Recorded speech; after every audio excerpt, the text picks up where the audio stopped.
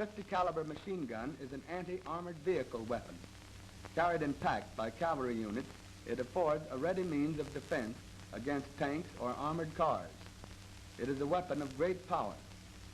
Using armor-piercing ammunition, its projectiles will penetrate the heaviest armor of such armored vehicles as are likely to be encountered by cavalry. The gun and tripod are a normal weight load for a cavalry pack horse. On the near side, the receiver balances the offside load of the barrel and the tripod.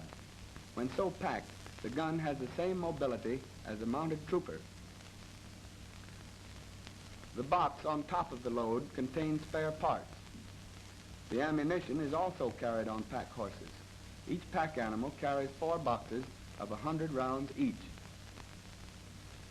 The basic organization for the employment of the .50 caliber machine gun is a squad.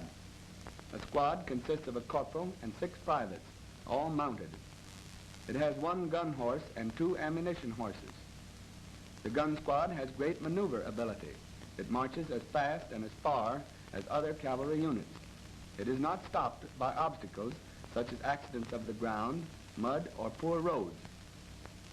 Its ability to move over ground that is impracticable for mechanized units gives it a great tactical advantage in combat with armored cars or tanks. From its position on the pack horse, the gun can be unpacked and put into action in 20 seconds. After screwing the barrel onto the receiver, the gun is ready for loading and firing. The gun is light enough to permit rapid displacement for short distances dismounted without disassembling. It will be noted that when the gun is ready for action, it presents a relatively small and obscure target. The armor-piercing projectile penetrates armor of 1/2 inch thickness at 1,000 yards. The heaviest armor now used on vehicles with which cavalry is apt to be engaged is 5/8 of an inch thick. This old tank with 5/8 inch armor was penetrated at 600 yards. Marching cavalry habitually uses roads and may therefore be attacked by hostile armored cars or combat cars. The anti-tank guns must be prepared for such encounters. A blue cavalry regiment is marching north into Red territory on an offensive mission. The Reds are known to have mechanized cavalry in the vicinity of Milford, 12 miles north of Lamont, though no Reds have yet been encountered. A troop is detailed as advance guard of the regiment. The troop has attached to it 1 section of 2 .50 caliber machine guns. 1 gun squad is placed at the tail of the advance party and 1 near the head of the support. Such an arrangement gives desirable echelon in depth.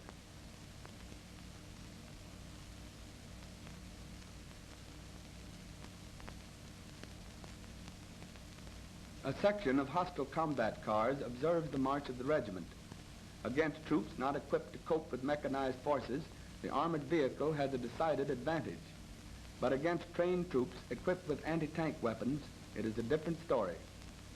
The Red cars decide to make a surprise attack on the blue advance guard, thus delaying the main body. The point of the blue advance guard is marching along a road through open country. Over a distant ridge, the approaching cars appear. The leading troopers, upon sighting them, give the signal, "Armored cars ahead," and quickly leave the road to dismount under cover.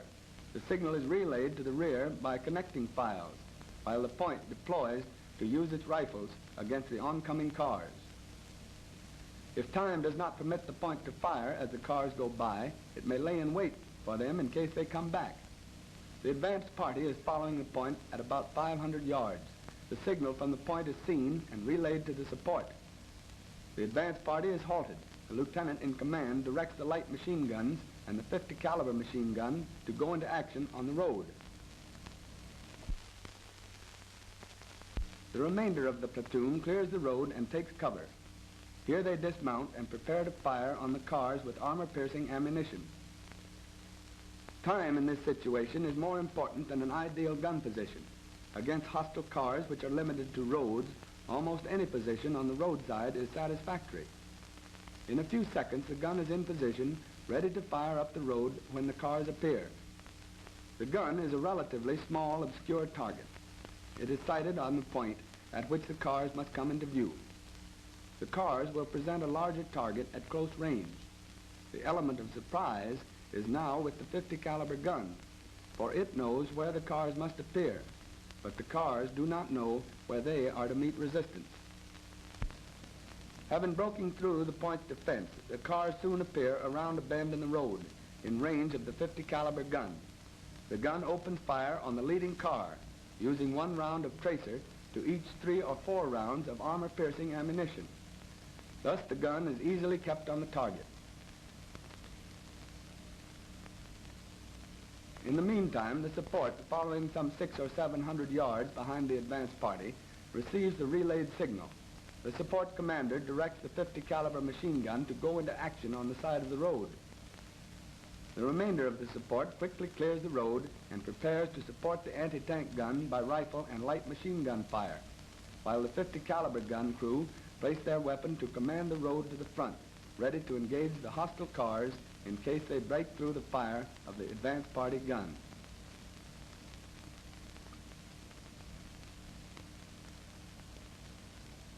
But the leading gun has done its work. The cars have been put out of action by the combined fires of the advance party and its 50 caliber machine gun.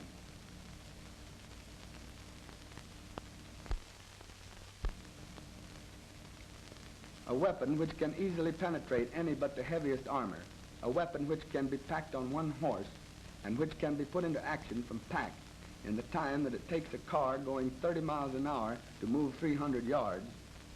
Such a weapon puts a new face on the problem of defense against armored vehicles.